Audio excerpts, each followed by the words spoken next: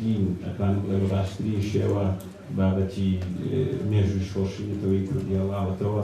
هێنا قناعی کیمیایی هێنا ڕێگەی بە خەڵک دەرچوایە دەرنەچوایە خەڵکی هەڵەبژێڕەوە نەزەریانەکرد نا. بەڕاستی مەسەلەی بیرەوەری ئەگەر بینووسیتەوە یا نێنووسیتەوە یا بۆچی ئەینووسیتەوە شتێکی گرنگە.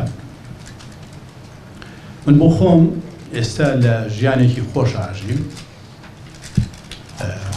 بەڵام کە سەیری ڕابردوومەکەم ئەوەندە زەحمەتی و ناڕەحەتیم دیوە بە پێویستم زانی ئەو محەتە گرنگانەی ژیانم بکەمە کتێبێک بۆی نەوەی ئەمڕۆ بیبینن، یان کەسەکانی نزیکەکانی خۆم ببینن چۆن ژیاوم، چۆن ئێستا گەیشتوم بەو ژیانە کە خەڵک وازانێ هەروە ژیاوم یان خەڵک بە غیلیم پێیابا.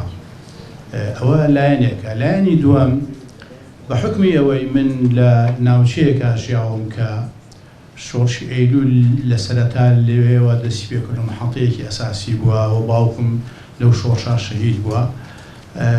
هەندێک یادەوەری گرنگی ئەو شۆڕشەم لەبیر ماوە، بەلامەوە گرنگ بوون تەرحیان کەم بۆ خەڵک بۆ ئەم جیلە و لە هەمان کاتا لەبەروی خۆشم دوای ئەوە بووم بە پێشمەرگە وەکو پزیشکێکیش پێشمەرگە بووم، شتم زۆر بینی لە شۆڕشی نوێ.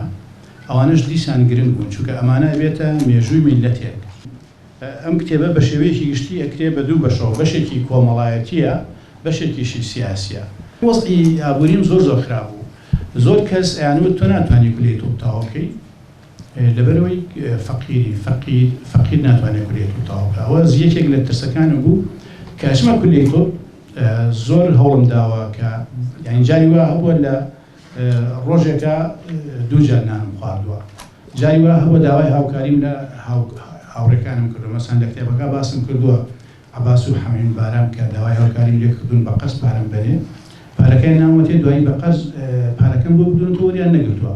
یعنی وەزع بارێکی گوزەرانی زۆر ناڕەحەتم دیوە.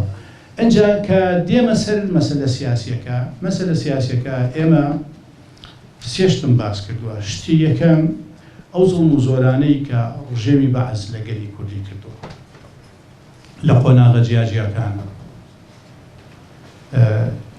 دوای ئەوە ئەو زوڵم و زۆرانەی کە بەرپرسەکان یا سەرکردەکانی شۆڕشی ئەیلول لە خەڵکیان کردووە. مەسەلەن تاوانەکانی عەبدولوهاب ئەتروشی بەرامبەر بە خەڵکی ناوچەکە کە بەبێ دادگاییکردن، بەبێ ئەوەی خەڵک مستحەقی ئەوە بێ کە بیکوژێ، لە باتی ئەوەی یەکێک بکوژێ دوانیە کوژ.